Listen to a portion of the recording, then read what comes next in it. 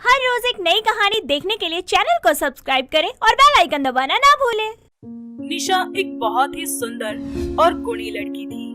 उसके माता पिता अपनी बेटी की शादी एक रोहित नाम के लड़के से करवा देते हैं, जो कि दिखने में बहुत ही ज्यादा गुड लुकिंग और अमीर था। निशा अपने ससुराल की सारी जिम्मेदारियां अच्छे से संभाल लेती है। ऐसे ही एक दिन वो खाना बना रही होती है और उसे चटपटा खाने का बहुत ही ज्यादा मन करता है, इसीलिए वो खाने में मिर्च मसाला ज्यादा डाल देती है और कुछ ही देर बाद सबके साथ मिलकर खाना खाती है। तभी निशा की सास चमेली देवी बोलती है, अरे नाश बेटी, तूने खाने में इतना ज्यादा नमक मिर्च क्यों डाल दिया? ओ मम्मी जी, मेरा ना चटपटा खाने का मन कर रहा था। मैं ये फीका खाना खा खा के बोर हो गई हूँ। अच्छा, अगर बोर हो जाएगी तो क्या पूरा नमक और मिर्च का डब्बा ही झोंक देगी खाने में? अरे माँ, क्यों चिल्ला रही हो? अच्छा तो बनाया खाना, और रोज के खाने से तो थोड़ा टेस्ट ही अलग है ना। हाँ, अब ज्यादा पक्ष मत ले उसका, निकम्मा कहीं का। चमेली देवी गुस्से में खाने पर से उठ जाती है और फ्रिज में से छाछ पीकर अपने कमरे में सो जाती है। वक्त बीतता जाता है। ऐसे ही एक दिन खाना खाकर चमेली देवी के पेट में गुड़गुड़ होती है और वो जल्दी से टॉयलेट में घुस जाती है और जब वो बाहर आती है तो बोलती है, हाय, ये क्या हो गया मुझे? अभी तक तो मैं ठीक थी। चलो कोई नहीं, आराम कर लेती हूँ थोड़ा। कुछ देर बाद फिर से उसके पेट में गुड़गुड़ होती है और वो फिर टॉयलेट में घुस जाती है। लेकिन चमेली देवी का लूज मोशन से बुरा हाल हो जाता है और ऐसा उसके साथ दिन में 5 से 6 बार होता है, जिससे वो बहुत ही ज्यादा परेशान हो जाती है और अपने कमरे में जाकर लेट जाती है। तभी वहाँ पड़ोस वाली सुषमा उनके घर आकर निशा से कहती है, अरे निशा बहू, जरा अपनी सासू ने बुला दे। जी ठीक है। निशा अपनी सास को बुलाती है, लेकिन उसकी सास सुषमा को ही अंदर अपने कमरे में बुला लेती है। अरे तो बाहर क्यों ना आती? न्यू कुकर लॉटरी से। अरे शायद दस्त लगा है मुझे। मेरी बहू रोज रोज इतना मिर्च मसाला जो खिलाती है, क्या करूँ? अब ऊपर की मिर्ची नीचे लग रही है और बाकी तो तू जानती है, इनसे बाहर के चाट मसाला खाना कितना पसंद है।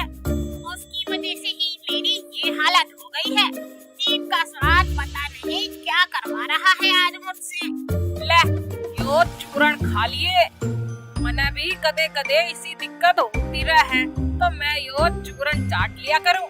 तू भी खा ले, तेरी भी मिर्ची लगनी बंद हो जाएगी कदी। जैसे ही वो चूरन लेने के लिए अपना हाथ आगे बढ़ाती है, उसके पेट में फिर से बहुत तेज गुड़गुड़ चालू हो जाती है और वो टॉयलेट की तरफ भागती है। लेकिन इस बार टॉयलेट के अंदर उसकी बहू होती है और चमेली देवी दरवाजा खटखटाकर बोलती है, अरे अंदर कौन है? जल्दी दरवाजा खोलो। अरे माँ जी, मैं तो अभी अभी घुसी हूँ अंदर, आप थोड़ा इंतजार कर लो ना। अरे तो कभी भी घुसी हो, लेकिन अभी निकल, वरना मेरा सारा सामान यही साड़ी में ही निकल जाएगा। हाय, जल्दी निकल। अरे माँ जी, अच्छे से हल्के तो होने दो। अरे आजा बहू आजा, नहीं तो आज अनर्थ हो जाएगा। अपनी सास की लाज तो रख ले बहू, आजा जल्दी।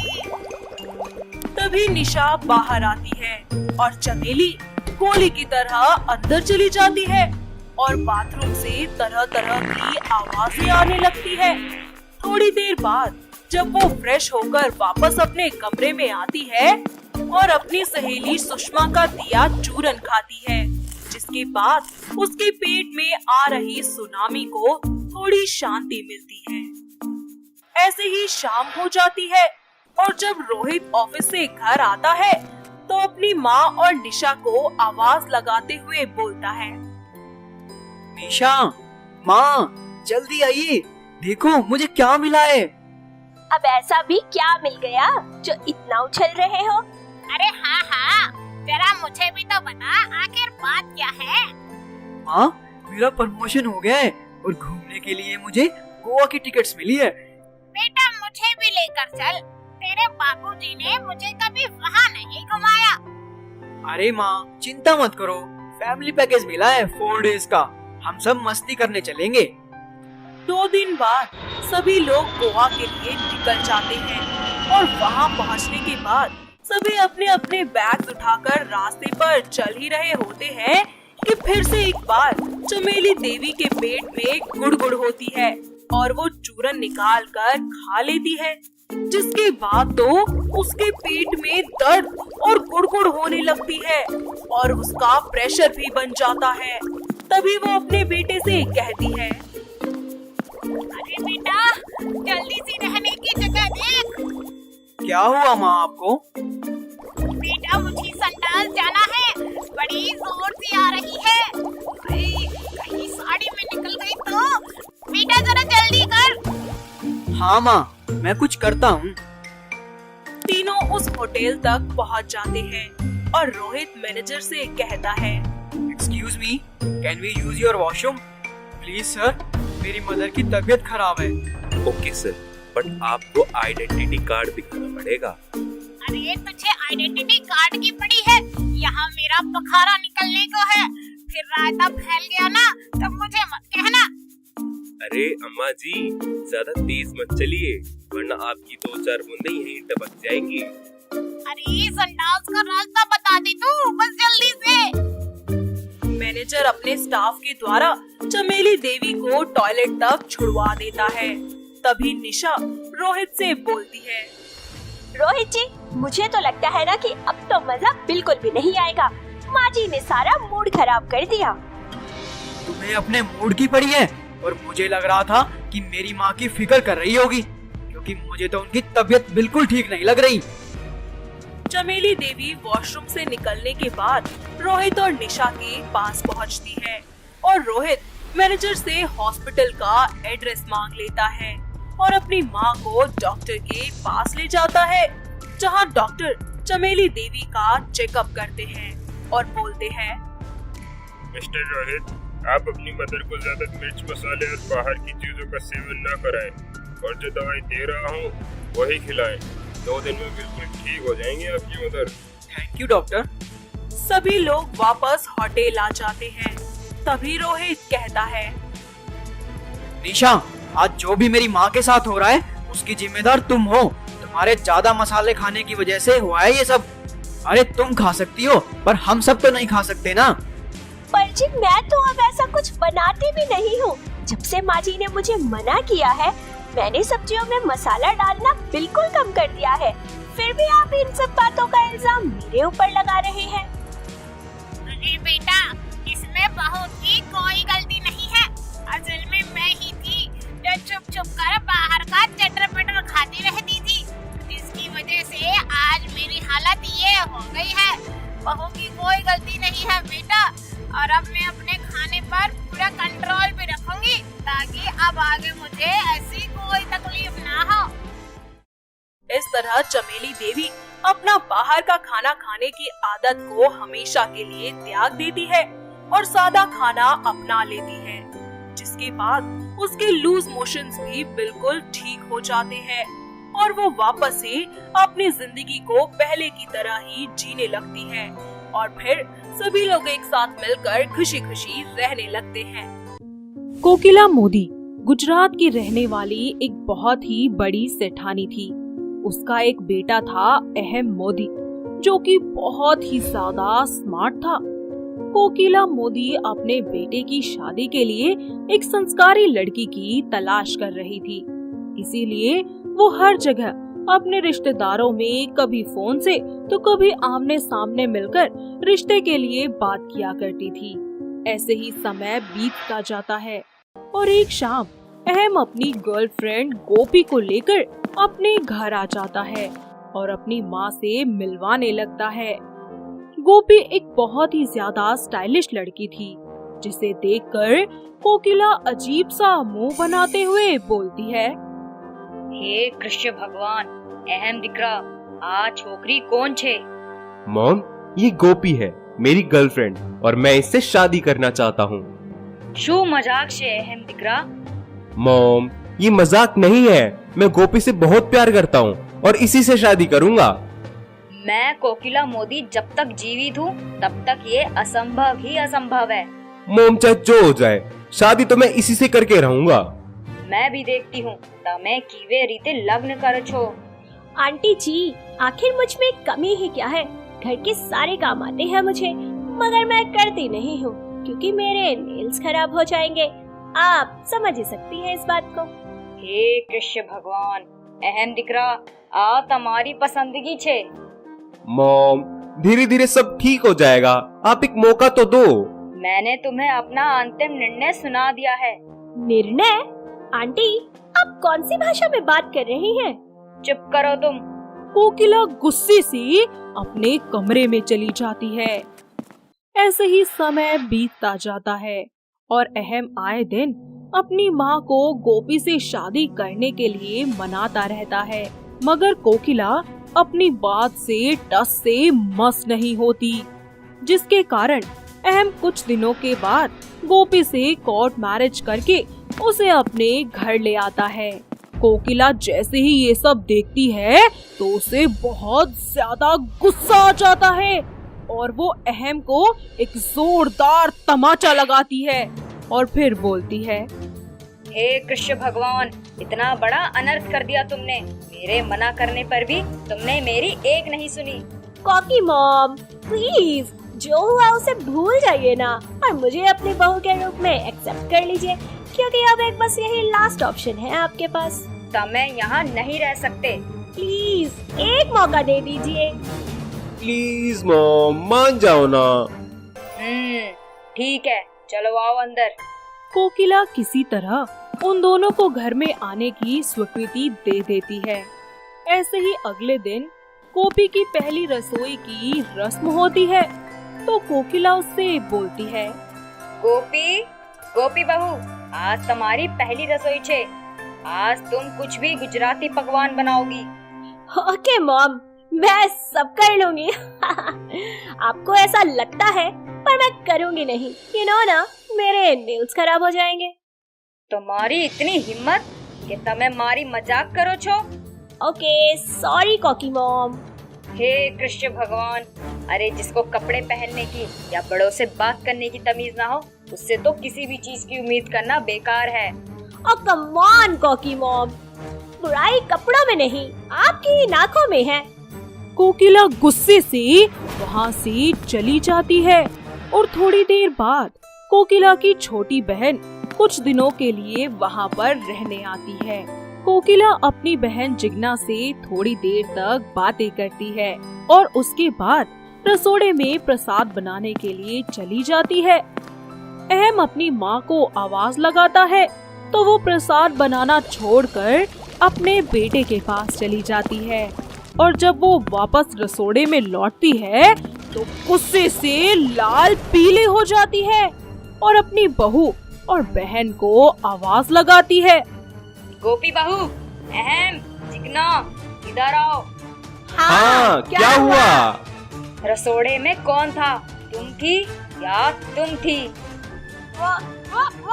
ये वो क्या? मैंने तुमसे साफ साफ एक छोटा सा सवाल पूछा था और मैं चाहती हूँ कि तुम इसका सच सच जवाब दो। वहाँ कौन था? मैं थी, तुम थी? मैं थी, तुम थी, कौन था? मैंने पूछा कौन था रसोड़े में? गोपी बहू। देख अहम दिख रहा, ये गोपी ही थी जिसने कृष्ण भगवान के प्रसाद में अंडा डाला। गोपी, ये क्या किया तुमने? कॉकी मॉम, मैंने नहीं डाला। मैंने खुद शुद्ध सामग्री से प्रसाद बनाया था और इतना बड़ा अनर्थ और अपशगुन कर दिया इस गोपी ने। बट मैंने नहीं किया ये सब। अरे जब मेरी कोई गलती ही नहीं है तो आप मुझे ऐसे नहीं बोल सकती। कोकिला इस सब से बहुत नाराज होती है और गुस्से से अपने कमरे में चली जाती है। थोड़ी देर बाद जब गोपी किचन में जाती है तो देखती है कि रसोई में जिग्ना का फोन रखा है वो उसका फोन लेकर उसके पास जाकर बोलती है, काकी जी, उस टाइम पे रसोड़े में कौन था? वो मैं क्या जानूं? मैं थी, आप थी, कौन था? मैं थी। हाँ, ये तो मुझे पता चल ही गया था। अब बताओ, कोकी मॉम को बता दूं ये? नहीं गोपी टिकरा, ऐसा मत करियो, प्लीज मुझे माफ कर दे। गोपी जिग्ना को माफ कर देती है और ये बात किसी को नहीं बताती। ऐसे ही समय बीतता जाता है और एक दिन अहम और गोपी दोनों एक दूसरे को गले लगा रखे होते हैं। तभी वहाँ कोकिला और जिग्ना आ जाती है और कोकिला अहम गोपी को इस तरह गले लगे हुए देखकर अजीब सा मुंह बना लेती है और फिर बोलती है, हे कृष्ण भगवान, आजकल के बच्चे तो शर्म लिहाज बेच खाए हैं। कोकी मॉम, व्हाट हैपेंड? इतना तो आप भी पापा जी के साथ करते होंगे। हे कृष्ण भगवान, अरे तुम्हें शर्म आती भी है या नहीं? फिलहाल तो नहीं। ऐसे ही एक दिन जिग्ना कोकिला के कमरे में जाकर उसका हार चुराकर गोपी के कमरे में रख देती है और जब कोकिला अपनी अलमारी में देखती है कि उसका कीमती हार उसकी अलमारी में नहीं है तो वो बहुत ही ज्यादा परेशान हो जाती है और अपने बेड पर बैठ जाती है। तभी वहाँ गोपी आती है और अपनी सास को ऐसे दुखी देखकर उनसे बोलती है, मॉम, क्या हुआ? आप इतना परेशान क्यों हैं? क्या बताऊं, मेरा कीमती हार मेरे अलमारी में नहीं है।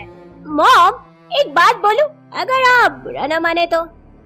बोलो, क्या बात है? मुझे लगता है इसके पीछे काकी जी का हाथ है। गोपी कोकिला को प्रसाद वाली सारी बात बताती है और ये सुनते ही कोकिला गुस्से से तंतना जाती है। तभी गोपी कोकिला से कहती है, मॉम, उनको रंगे हाथों पकड़ने के लिए मेरे पास एक प्लान है, आप बस देखते जाइए। गोपी पूरे घर में हार ढूंढती है और हार उसे अपने कमरे में ही मिल जाता है। तो वो उस हार को वापस ले जाकर कोकिला की अलमारी में रख देती है और जब जिग्ना देखती है कि गोपी और कोकिला के बीच सारी चीजें नॉर्मल है तो वो फिर से एक बार गोपी के कमरे में हार चुराने चली जाती है और जैसे ये अलमारी खोलती है तुरंत उसे कोकिला पकड़ लेती है और उसकी कान पर एक जोरदार तमाचा लगाती है। साथ ही उसे धक्के मारकर घर से निकाल देती है। इस तरह कोकिला को एहसास होता है कि इंसान की पहचान उसके कपड़ों से नहीं बल्कि उसके कर्मों से होती है और वो ये भी समझ जाती है कि उसकी बहू गोपी भले ही कपड़े कैसे ही क्यों ना पहनती हो लेकिन उसका दिल बिल्कुल साफ है। महिमा एक बहुत ही ज्यादा सुंदर और अनाथ लड़की थी। वो अपना पेट पालने के लिए जगह जगह एक ओपन गाड़ी में दूध बेचा करती थी। उसकी खूबसूरती देखकर लोग उससे ज्यादा दूध खरीदा करते थे। ऐसे ही मोहन नाम का आदमी उसके पास आता है जो उसे बस देखता ही रह जाता है। तभी महिमा उससे बोलती है, क्या हुआ अंकल, कुछ चाहिए क्या? अरे अंकल किसको बोला तूने? आपके अलावा तो मुझे कोई दिख नहीं रहा यहाँ अंकल, तो आप ही को कहा होगा ना? हाँ, ये लो, शाम को 8 बजे इसी पते पर मिलना। मेरा ड्राइवर तुम्हें लेने आ जाएगा और मुझे कॉल करना मत भूलना। मोहन की बातों से महिमा के दिल में लालच जग जाता है। वो शाम को अच्छे से ड्रेस पहनकर मोहन को कॉल करती है और थोड़ी देर बाद मोहन का ड्राइवर उसे कार में बिठाकर उसके घर ले जाता है, जहां उसका आलीशान घर देखकर महिमा की आंखें फटी की फटी रह जाती है। तभी मोहन वहां आता है। वाह, इतना बन-ठन के रहते हो अपने घर में, अच्छे दिख रहे हो। हाँ, आओ बैठो यहाँ। और बताइए, क्यों बुलाया है मुझे यहाँ? कोई खास वजह या बस यूं ही? वजह भी है और दस्तूर भी है, सब बता दूंगा। थोड़ा सब्र करो, बहुत लंबी शाम है अभी। अच्छा, तो ये बात है। गजब लगती हो तुम, बहुत पसंद करता हूँ मैं तुम्हें और तुमसे शादी करना चाहता हूँ। मेरी हो जाओ, मैं तुम्हें दुनिया की हर खुशी दूंगा, रानी बनाकर रखूंगा तुम्हें अपनी। तो बना लो ना फिर मुझे अपनी रानी, रोका किसने है। दोनों एक दूसरे की आंखों में खो जाते हैं और अपने प्यार भरे पल को एंजॉय करते हैं। कुछ वक्त यूं ही बीत जाता है और महिमा मोहन के पैसों पर खूब ऐश करती है और थोड़े दिन बाद उसका मन भर जाता है और वो धीरे धीरे मोहन से दूरियां बनाना शुरू कर देती है। ऐसे ही एक दिन वो सब कुछ छोड़ छाड़ कर भाग जाती है और एक नई जगह जाकर अपनी नई दुनिया बनाती है और वहाँ पर भी अपना दूध बेचने का काम फिर से शुरू कर देती है। ऐसे ही 2 साल बीत जाते हैं और एक सुबह महिमा अपनी ओपन गाड़ी लेकर दूध बेचने के लिए निकल जाती है। रास्ते में सामने से बाइक पर आ रहे पीयूष नाम के लड़के से उसकी टक्कर हो जाती है और पीयूष गुस्से से तिलमिला जाता है और उससे बोलता है, अबे साले अंधा है क्या, दिखता नहीं है तुझे, मेरी नई बाइक को ठोक दिया। अबे अंधा तो तू है और दिमाग भी खिसका हुआ है तेरा, अबे दिखता नहीं है क्या, रॉन्ग साइड में गाड़ी लेकर आ रहा है, ऊपर से मुझे ही सुनाया जा रहा है। पीयूष महिमा को जब देखता है तो एक टक उसे देखता ही रह जाता है। अरे इससे एक बार तो क्या, बार बार अपनी बाइक ठुकवा लूं, क्या कमाल की चीज है ये।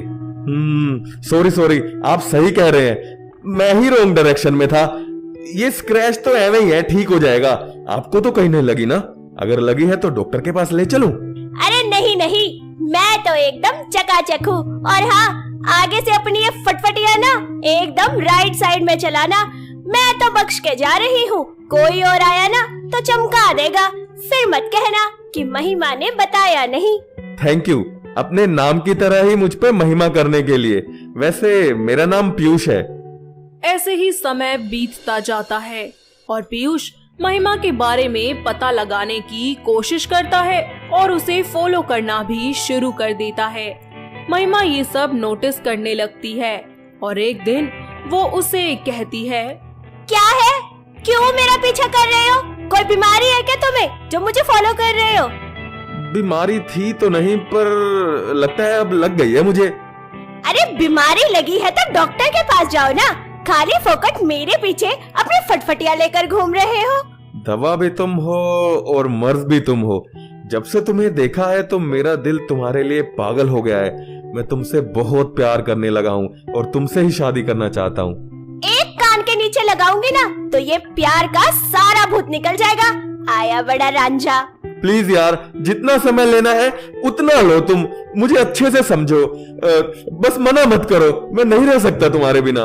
चल तो फिर ठीक है, 1 हफ्ते का टाइम देती हूँ मैं तुझे। अगर तूने मुझे इम्प्रेस कर दिया तो प्रपोज भी करने की जरूरत नहीं है, सीधा शादी कर लेंगे फिर हम। ऐसे ही 1 हफ्ता बीत जाता है। पीयूष और महिमा एक दूसरे के साथ वक्त बिताते हैं, जिसके बाद वो महिमा को प्रपोज करता है और महिमा भी हंसते हंसते उसे हाँ कर देती है। दोनों एक दूसरे से कोर्ट मैरिज कर लेते हैं और पीयूष उसे अपने घर ले जाता है। पीयूष के घर में उसके पिता के अलावा कोई और नहीं रहता था। ऐसे ही कुछ दिन बाद पीयूष के पिता जब घर वापस लौट कर आते हैं तो उनको देखकर महिमा के पैरों तले जमीन खिसक जाती है, क्योंकि वो और कोई नहीं बल्कि मोहन था, जिसे महिमा धोखा देकर भाग आई थी। पीयूष मोहन को अपनी पत्नी से मिलवाता है और मोहन बिना कुछ कहे गुस्से से वहाँ से चला जाता है। तभी पीयूष उसके कमरे में जाता है और उससे पूछता है, क्या हुआ पापा, आप बहुत गुस्से में लग रहे हो, आपको महिमा पसंद नहीं आई क्या? अरे इतनी भी क्या जल्दी थी शादी करने की, जो अपने बाप तक का इंतजार नहीं किया? कम से कम मुझसे पूछ तो लिया होता। सॉरी पापा, मैंने अपनी मन मर्जी चलाई, पर महिमा बहुत अच्छी लड़की है पापा, वो मुझसे बहुत प्यार करती है, आप प्लीज नाराज मत हो पापा। अपने बेटे की खुशी और प्यार के चलते मोहन चुप रह जाता है और उसे महिमा के बारे में कुछ भी नहीं बताता। पर महिमा को देखकर मोहन की नीयत फिर से खराब होने लगती है। ऐसे ही एक दिन पीयूष को काम के सिलसिले में बाहर जाना पड़ता है, जिस बात का फायदा उठाकर मोहन महिमा के कमरे में जाता है और पीछे से जाकर उसे हक कर लेता है। आज भी तुम में उतनी ही कशिश है जितनी पहले थी, बल्कि 1-2% ज्यादा ही है। मेरा ना ज्यादा दिमाग खराब मत करो। जो भी हुआ वो सब अतीत था जो बीत चुका है, और मैं पीयूष से प्यार करती हूँ। वो मेरी जिंदगी है और तुम दूर रहो मुझसे। महिमा उसे धक्का देकर वहाँ से चली जाती है। दिन पर दिन मोहन की बदतमीजियाँ बढ़ने लगती है, जिसके चलते महिमा बहुत ही ज्यादा परेशान हो जाती है। ऐसे ही एक रात जब पीयूष सो रहा होता है, तब वो अपने हाथों में दूध का गिलास लिए, जिसमें उसने पहले से ही जहर मिलाया होता है, लेकर मोहन के कमरे में जाती है। मुझे पता था जान कि तुम मेरे पास वापस जरूर आओगी। बेशक, सारे पल एंजॉय करेंगे, पर पहले ये दूध तो पी लो। तुम्हारे लिए स्पेशल लेकर आई हूँ। मोहन जैसे ही वो दूध पीता है और महिमा के पास आता है, तो जहर अपना असर दिखाना शुरू कर देता है और वो वहीं पर ही अपना दम तोड़ देता है। जिसके बाद महिमा उसके सर पर गमले से जोर से वार करती है, साथ ही तिजोरी का सारा पैसा और गहने निकालकर अपने कमरे में ले जाकर कहीं छुपा देती है और पूरे घर में शोर मचा देती है। साथ ही पुलिस की कार्यवाही में वो मोहन के खून को लूटपाट बताकर केस बंद करवा देती है और पीयूष के साथ अपनी जिंदगी में खुशी खुशी आगे बढ़ जाती है। रागिनी एक छोटे से गांव की साधारण सी लड़की थी, जो अपनी माँ सरला, पिता प्रदीप और अपने बड़े भाई संदीप के साथ रहती थी। रागिनी अपने माता पिता की खेती करने में कभी कभी हाथ बटा दिया करती थी। रागिनी को बचपन से ही मिट्टी खाने की आदत थी। जैसे ही उसको मौका मिलता, वो चुपके से मिट्टी खा लिया करती और इस बात से रागिनी के माता पिता बिल्कुल अनजान थे। एक दिन रागिनी के लिए एक बड़े शहर से अनुज नाम के लड़के का रिश्ता आता है। अरे ओ भाग्यवान बेटा संदीप, क्या हो गया? क्यों पूरा घर सर पे उठा रखा है? अरे अपनी रागिनी खातर बड़े शहर तक तेरे छोरे का रिश्ता आया है। ये तो बहुत ही खुशी की बात है पिताजी। तो कब आ रहे हैं लड़के वाले? हाँ, कल ले आओगे। अगले ही दिन अनुज अपनी माँ तेजस्विनी और अपने पिता सोमपाल के साथ रागिनी को देखने उसके गांव आते हैं। आओ जी आओ, और में कोई तकलीफ तो नहीं हुई? अरे अरे नहीं भाई साहब, कोई तकलीफ नहीं हुई। अब तो आप लड़की दिखा दीजिए, बाकी बातें होती रहेंगी। सरला रागिनी को लेकर आती है, जहां अनुज के घर वाले रागिनी को देखते ही रह जाते हैं। कुछ ही दिनों में रागिनी और अनुज की शादी हो जाती है, जहां रागिनी अपने ससुराल की सारी जिम्मेदारियां बखूबी संभाल लेती है। वहीं दूसरी ओर उसके ससुराल वाले उसको अपनी पलकों पर बिठा कर रखते हैं। पर शहर में रागिनी को कहीं पर भी मिट्टी नहीं मिलती। ऐसे ही एक दिन बैठे बैठे रागिनी सोचने लगती है, यहाँ तो कुछ भी नहीं है, मिट्टी भी नहीं है, क्या करूँ? यहाँ से तो मेरा गांव ही अच्छा था। धीरे धीरे रागिनी की मिट्टी खाने की तलब बढ़ने लगती है। तभी एक दिन रागिनी पौधों में से पानी देते हुए थोड़ी सी मिट्टी निकालकर खा लेती है, जिसके बाद रागिनी रोज ऐसे ही पौधों को पानी देने के बहाने से उसमें से मिट्टी निकालकर खा जाती थी। तभी एक दिन तेजस्विनी रागिनी को मिट्टी खाते हुए देख लेती है। बहू, अरे क्या है ये सब? कुछ भी तो नहीं माँ जी। तेजस्विनी रागिनी को बहुत डांटती है, जिस पर रागिनी बोलती है, माँ जी मुझे माफ कर दीजिए, अब से नहीं खाऊंगी, पक्का। ठीक है, पर अगर आगे से ये सब मैंने देखा ना तो ठीक नहीं होगा तेरे लिए। पर रागिनी अपनी हरकतों से बाज नहीं आती। मजबूरन तेजस्विनी को घर में से सारे पौधे हटाने पड़ते हैं ताकि रागिनी मिट्टी ना खा सके।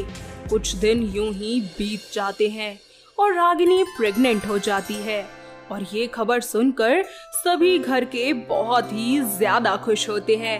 पर रागिनी का अब और भी ज्यादा मिट्टी खाने का मन करता है और जब उसे कहीं पर भी मिट्टी नहीं मिलती है तो वो छत पर जाती है और ईंट फोड़कर मिट्टी खाना शुरू कर देती है। ऐसे ही एक दिन अनुज उसे देख लेता है। रागिनी, क्या है ये सब? अभी तक तुम अपनी हरकतों से बाज नहीं आई। सॉरी अनुज जी, पर पता नहीं मुझसे रहा नहीं जाता, इसलिए थोड़ी सी खा ली। रागिनी, हमारे होने वाले बच्चे के बारे में तो कुछ सोचो। अब तुम अकेली नहीं हो, लगता है ये बात माँ को बतानी होगी। नहीं नहीं अनुज जी, आप प्लीज माँ जी को मत बताइएगा। मैं प्रॉमिस करती हूँ कि अब के बाद से मैं मिट्टी, ईंट, पत्थर कुछ खाऊंगी क्या, उसकी तरफ देखूंगी तक नहीं। पर प्लीज आप माँ जी को कुछ मत कहिए। अनुज रागिनी की बातों पर विश्वास कर लेता है और किसी को कुछ नहीं बताता। एक दिन अचानक से रागिनी के पेट में बहुत दर्द होता है। तेजस्विनी और अनुज दौड़े दौड़े रागिनी के पास जाते हैं और उसको डॉक्टर के पास ले जाते हैं, जहां रागिनी का अल्ट्रासाउंड किया जाता है। वो एक्चुअली रागिनी जी के पेट में स्टोन है। क्या रागिनी जी मिट्टी खाती है? हाँ, देखा था मैंने 1-2 बार। ये अक्सर गर्भवती महिलाओं में कैल्शियम की कमी होने की वजह से होता है, पर ध्यान रखना ये आगे जाकर मिट्टी ना खाए, नहीं तो प्रॉब्लम हो सकती है। डॉक्टर की बात सुनकर सभी लोग टेंशन में आ जाते हैं और तेजस्विनी बोलती है, डॉक्टर मेरी बहू और उसका बच्चा ठीक तो है ना? हाँ ठीक है, रागिनी जी को कुछ दिनों के लिए दवाई खानी होगी और उनका स्टोन ठीक हो जाएगा, पर ध्यान रखिएगा जो मैंने कहा है। रागिनी घर आती है, तभी तेजस्विनी उससे कहती है, अरे मेरी क्यों सुनेगी तू? देख लिया ना मिट्टी खाने का नतीजा। मेरी एक बात कान खोल कर सुन ले तू, अगर इस बच्चे को कुछ हुआ ना तो तेरी खैर नहीं, समझी? जी माँ जी। हर बात में जी माँ जी तो बोल देती है, पर थोड़ा कर भी लिया कर। रागिनी इतना सब होने के बाद भी नहीं मानती। दवाई ना लेकर वो सबसे छुप छुप कर मिट्टी खा लिया करती। एक दिन तेजस्विनी उसे फिर से मिट्टी खाता देख लेती है। अरे ओ करमजली, अरे मान जा, छोड़ दे ये सब खाना, नहीं तो मर जाएगी एक दिन। माँ जी, मिट्टी खाने से कुछ नहीं होता, समझिए आप। अरे कुछ नहीं होता तो ये पथरी कैसे आ गई तेरे पेट में? माँ जी, ये सब तो एकदम नॉर्मल है। और किसने कहा आपसे कि ये सब मिट्टी खाने की वजह से ही होता है? अरे जो लोग मिट्टी नहीं खाते उनको भी तो ये प्रॉब्लम हो जाती है, उन्हें किसका नाम देंगी आप? रागिनी किसी की नहीं सुनती और उसकी मिट्टी खाने की इतनी ज्यादा तलब बढ़ जाती है, अब वो ना तो किसी की सुनती और ना ही किसी से डरती थी। यहाँ तक कि उसने दवाइयाँ लेना भी बंद कर दिया था। कुछ दिन यूं ही बीत जाते हैं। रागिनी के पेट में एक बार फिर से बहुत तेज दर्द होता है और इस बार ये दर्द पहले से भी ज्यादा होता है। रागिनी की ये हालत देखकर अनुज जल्दी से रागिनी को डॉक्टर के पास ले जाता है, जहां डॉक्टर रागिनी का चेकअप करते हैं और बोलते हैं, अनुज जी, मैंने आपको पहले ही बोला था कि रागिनी की कुछ दिन के लिए दवाई चलेगी, पर उन्होंने ना तो दवाई ली है और ना ही आप लोगों ने उनका ध्यान रखा है। अगर आज आप लोग उनका ध्यान रखते तो ये दिन नहीं आता। क्या हुआ डॉक्टर? मेरी रागिनी और मेरा होने वाला बच्चा ठीक तो है ना? नहीं, हमें अभी के अभी इंस्टेंट ऑपरेशन करना पड़ेगा रागिनी का, और हाँ, हम माँ और बच्चे में से किसी एक को ही बचा सकते हैं। डॉक्टर की बातें सुनकर अनुज और उसके घर के सभी लोग रोने लगते हैं। थोड़ी देर बाद ऑपरेशन हो जाता है। कुछ देर बाद रागिनी को होश आता है। होश में आने के बाद तेजस्विनी उससे कहती है, अब तो खुश है ना तू? अरे मिल गई तेरे दिल को ठंडक। क्या हुआ माँ जी? अरे नास पीटी, अरे होने के लिए बचा ही क्या है अब? तूने तो कर ली ना अपनी मनमानी। अपनी सास की ऐसी बातें सुनकर रागिनी बहुत डर जाती है और बार बार पूछने लगती है, कोई मुझे बताएगा कि बात क्या है?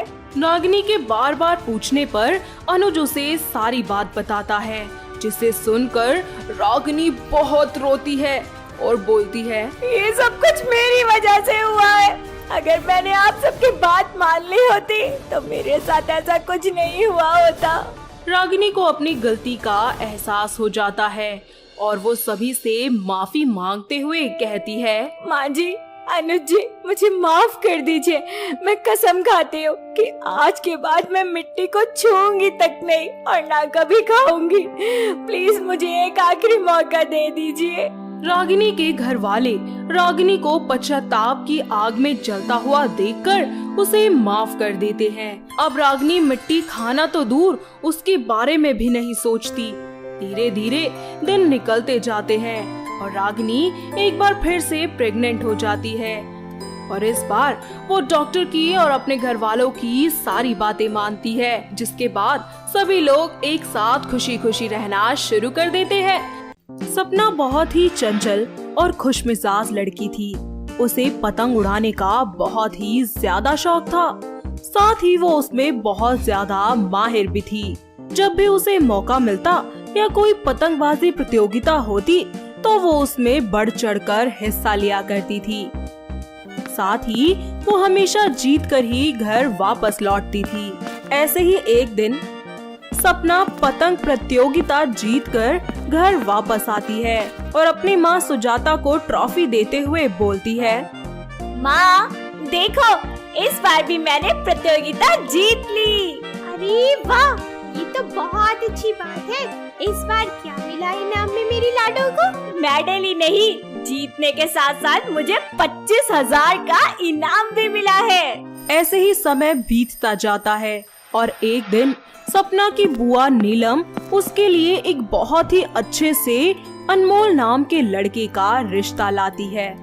भाभी, या देख छोरे की फोटो और बता मारी सपना ताई की सा छोरा सही हो।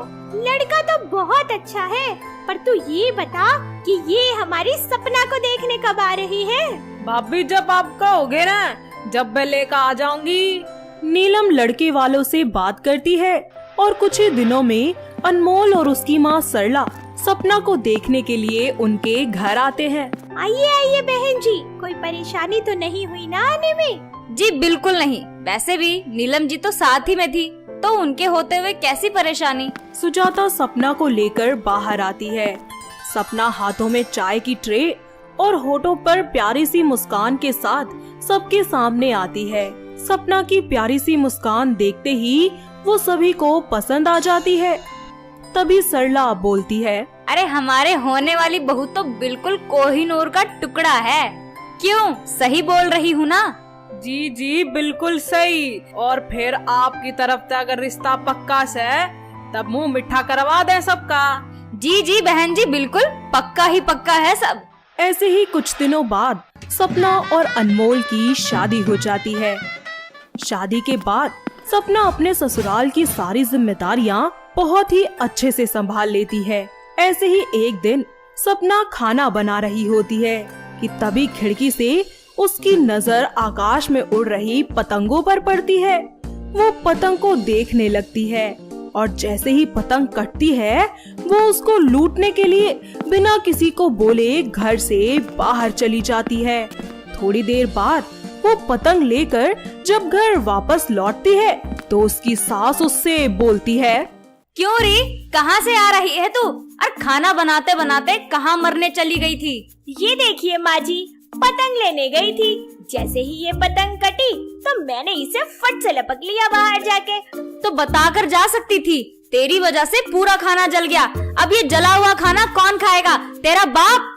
सपना सरला की बातों को अनसुना करके खाना दोबारा से बनाने लगती है और सभी को खिलाती है। ऐसे ही एक दिन वो बाजार जाती है और बहुत सारी पतंगे खरीदकर घर ले आती है और अपनी सास से कहती है, ये देखिए माँ जी, मैं कितनी सारी पतंगे लाई हूँ। हम दोनों मिलकर उड़ाएंगे। चलिए चलिए। अच्छा मजाक है बहू, पर इस उम्र में मैं क्या पतंग उड़ाऊंगी?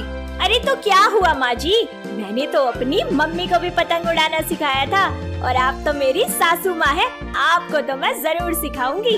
अरे नहीं बहू, तू ही उड़ा, मुझे नहीं आती ये पतंग वतंग उड़ाने। अरे माँ जी मैं हूँ ना, आप बस मेरा साथ दीजिए। सपना के बोलने पर सरला उसके साथ छत पर जाकर पतंग उड़ाना सिखाने लगती है। अपनी सास को पतंग उड़ाना सिखाते सिखाते वो पीछे ध्यान नहीं देती और अपनी सास के साथ छत की मुंडेर से नीचे गिर जाती है, जिससे सरला के पैर में और सपना के सर में चोट लग जाती है और वो दोनों खाट पकड़कर बैठ जाती हैं। ऐसे ही वक्त बीतता जाता है। सपना के अंदर फिर से पतंग उड़ाने के ख्याल आते हैं और वो अपनी सास के पास जाकर बोलती है, माँ जी, मैं क्या कह रही थी कि अब आपके पैर ठीक लग रहे हैं, तो चलिए ना हम दोबारा से पतंग उड़ाना शुरू करते हैं और इस बार आपको कुछ नहीं होगा, पक्का। अरे करमजली, पिछली बार भी तू ही थी ना, देख क्या हुआ, तेरी वजह से लंगड़ी हो गई मैं, मेरा पैर टूट गया। अरे माँ जी, आप इतना क्यों डरती हैं पतंग उड़ाने से? मैं हूँ ना आपके साथ, और वैसे भी पतंग उड़ाने में ना कोई मेरा हाथ नहीं पकड़ सकता और ना ही कोई पतंगबाजी में मुझे हरा सकता है। एक बार फिर सपना सरला को अपने साथ पतंग उड़ाना सिखाने लगती है, जिसमें सरला का मांझे से हाथ कट जाता है। तभी सरला बोलती है, अरे तू मेरे शरीर का हर हिस्सा खराब करके ही मानेगी क्या? मेरी एक बात गांठ बांध कर सुन ले, अब ना तो मुझे पतंग उड़ाना सीखना है और ना ही तू पतंग को हाथ लगाएगी, समझ गई? सपना अपनी सास के बोलने पर पतंग उड़ाना छोड़ देती है। ऐसे ही कुछ साल बीत जाते हैं और एक दिन उनके घर के पास में ही पतंग प्रतियोगिता होना शुरू हो जाती है। ये खबर जानकर सपना के मन में भी इस प्रतियोगिता में भाग लेने का मन करता है, तो वो अपनी सास के पास जाकर उनसे कहती है, माँ जी, मैंने सुना है कि हमारे पास में पतंग प्रतियोगिता होने वाली है, क्या ये सच है क्या? बहू, ये बात सच हो या झूठ, तुझे इससे क्या? तू कौन सा इस प्रतियोगिता में भाग लेगी? जी माँ जी, वो तो है, मैं तो बस ऐसे ही पूछ रही थी। सरला की बात सुनकर बेचारी सपना अपनी बात पूरी बोले बिना ही वहाँ से चली जाती है। थोड़ी देर बाद सरला को इस प्रतियोगिता के बारे में कुछ औरतों से पता चलता है कि इस प्रतियोगिता में भाग लेने वाले को 25,000 और जीतने वाले को इनाम के तौर पर पूरे 50,000 कैश और ट्रॉफी मिलेगी। ये खबर जानकर सरला के मन में इनाम का लालच आ जाता है और उसके दिमाग की बत्ती जलती है। फिर वो अपनी बहू के पास जाकर उससे बोलती है, बहू, मैं चाहती हूँ कि पास में हो रहे प्रतियोगिता में तू भी हिस्सा ले। पर माँ जी, आपने तो पहले मना कर दिया था, तो फिर अब अचानक से? क्योंकि पहले मेरी बुद्धि भ्रष्ट हो गई थी, पर मैं अब चाहती हूँ कि तू इस प्रतियोगिता में भाग ले और जीते और मेरा नाम रोशन करे। माँ जी, पर काफी टाइम हो गया है मुझे पतंग उड़ाए और प्रतियोगिता में तो बस 2 दिन बाकी हैं। बहू, ये तेरे हाथ का हुनर है, तुझे इससे कोई नहीं छीन सकता। 2 दिन तो बहुत है तेरे लिए। 2 दिन का अभ्यास करके सपना पतंग प्रतियोगिता के लिए खुद को तैयार कर लेती है और सबके साथ मैदान में उतर जाती है और पतंगबाजी करना शुरू कर देती है। देखते ही देखते सपना सबकी पतंग काट देती है और प्रतियोगिता में जीत जाती है। उसकी पतंगबाजी देखकर सरला उससे बोलती है, बहू, मुझे नहीं पता था कि तू इतनी अच्छी पतंग उड़ाती है, मुझे माफ कर दे बहू, मैंने तुझे तेरी पतंगों से दूर रखा। माँ जी, माफी कैसी? ये सुनहरा मौका मुझे आप ही ने तो दिया है, तो फिर माफी क्यों मांग रही हैं? वो तो बहू लालच में आके कर दिया था मैंने, पर अब मुझे कोई लालच नहीं है। तूने मेरा नाम रोशन कर दिया और इससे बड़ा और क्या इनाम होगा मेरे लिए। सपना अपनी सास को माफ कर देती है और खुद की जीत पर गर्व महसूस करती है। वहीं सरला का अपनी बहू की वजह से सर फक्र से ऊंचा हो जाता है और वो खुद जाकर सपना के हाथों में उसकी पतंग थमा देती है, जिसके बाद एक बार फिर से सपना अपने पतंग के साथ साथ अपने सपनों की भी उड़ान भरती है। तो दोस्तों, कैसी लगी आपको हमारी ये पतंग उड़ाने वाली बहू?